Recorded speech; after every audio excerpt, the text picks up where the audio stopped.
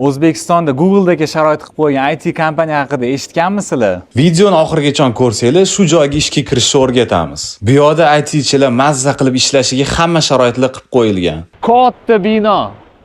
3 qavatdan iborat bo'lgan avtoturargoh, komfort ish joyi, sport uchun trenajyorlar, dam oladigan xona, massaj kreslo, PlayStation, ovqatlanish uchun oshxona va kafe ham bor ekan. Xullas, chet elda ishlayotgandek bo'lasizlar. Hozir bu kompaniyada 700 dan ortiq xodimlar ishlar ekan.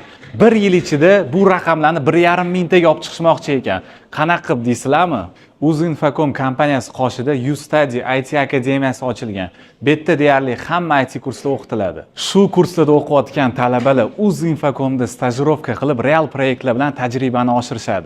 Agar siz ham kurslarimiz haqida to'liq ma'lumotga ega bo'lib, Uzinfocom kompaniyasida ekskursiya qilishni xohlasangiz, kommentariyada plus belgisini qoldirib, ushbu raqamlarga murojaat qiling.